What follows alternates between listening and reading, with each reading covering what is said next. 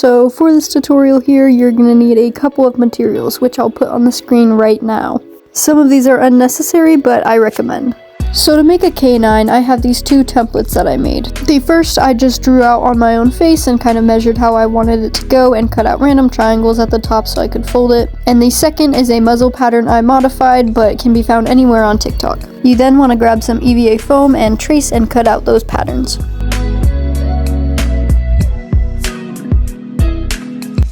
This is what my face mask looked like when it was all done, and then I went ahead and glued it together. You want to start with a triangle piece and then slowly work your way over so the mask starts taking shape. Once you're done, it should have folded in on itself so you can kind of wear it like a mask. Now you want to take the snout piece and fold it in just like how I do. You want to make sure these two sides connect and it folds up on itself to make a nose bridge. Here I show you how to awkwardly press the sides together, and it just takes a bit of patience to let the glue dry. When you're done gluing, it should look something like this, and you want to go ahead and try to attach that to the mask. Here's how it looks so far, and once I get to this step, I usually like adding a triangle piece right under the mouth right here to kind of smooth the mask transition.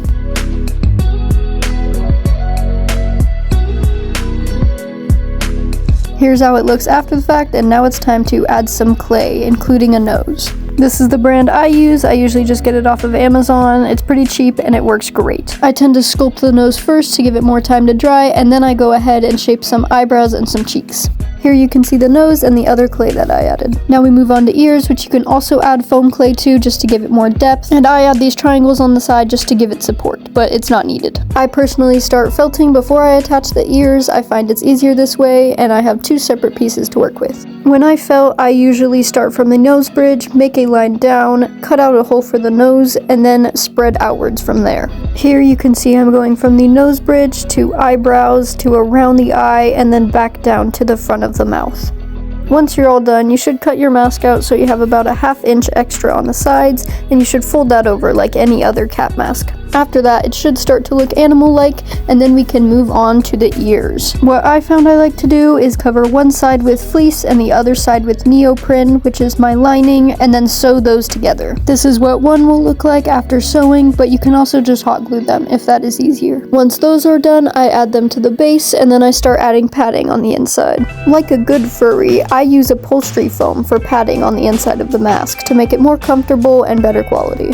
Now it is on to painting. Sometimes I'll have a picture of the actual animal pulled up so I can get a good reference. Today I'll be using an airbrush, but I usually use acrylic paint and dry brushing to kind of get the same effect. The airbrush is good at blending colors and making it look more natural, but I also went in by hand and added some more details. Also, please don't mind my face in this video. I didn't realize I got so intense. It took a while to paint, but after I got it all done, I decided to move on to furring the mask. Usually I trace out patterns to follow, but this time I kind of just freehanded and cut out whatever. Once I got all the fur on, I realized that it didn't quite match the rest of the mask, so I grabbed my airbrush again and decided to paint some of it.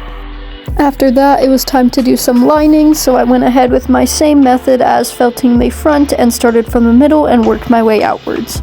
Once that was done, I cut the excess off and then ladder stitched the whole thing around.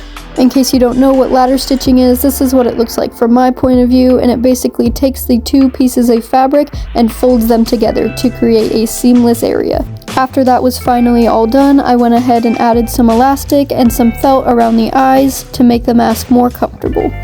One trademark of my masks is that I add a piece of felt around any raw edge, like on fur, to make it look more neat.